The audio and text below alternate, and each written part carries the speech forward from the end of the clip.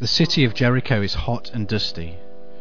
The road into the city is full of pilgrims, slowly making their way toward Jerusalem for the Passover festival. There are as many mules and donkeys on the road, carrying their burdens, as there are people.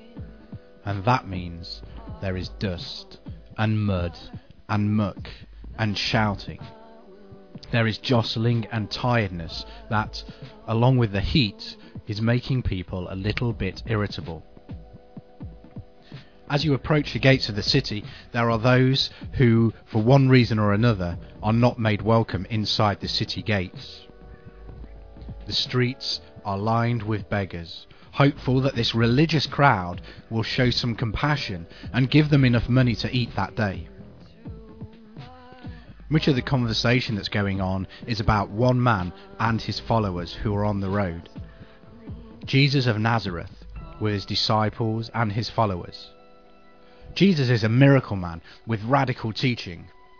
There are stories of him healing people, feeding crowds with next to no provisions, driving out demons.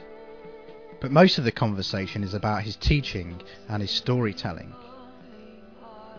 And on that road, in the midst of the dust and the noise, one man has heard this conversation, and he believes. One blind man whose cloak is spread out before him in the hope that people will throw their loose change in his direction. He has a new hope. This one man needs Jesus and needs to make himself heard above the crowds. "Son of David, have mercy on me," he shouts.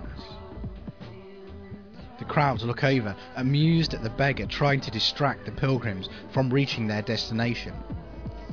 But this one man knows what he wants, and he knows that this could be the last chance for him to get it.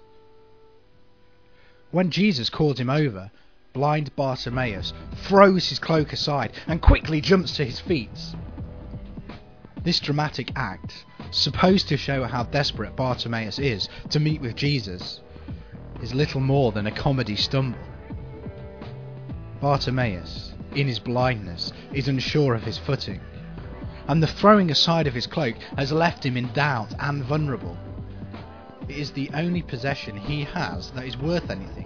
It's the only protection he has against the sun, the wind, and the rain. And even now, as he stands, unsure in his dark world, he's trying not to imagine the other beggars around him taking the cloak from under his unseeing eyes and keeping it for themselves. Instead, Bartimaeus tries to imagine what this man Jesus might look like. In his blindness, he wants to reach out and touch the lips of the man who has spoken so much wisdom and given so much hope. He wants to feel the hands that have wrought so many miracles. In the hazy darkness of Bartimaeus' world, he wants to touch the light, even if he cannot see it. "What do you want from me?" asked Jesus. Bartimaeus is surprised. Surely it is obvious what he wants. "Rabbi, I want to see."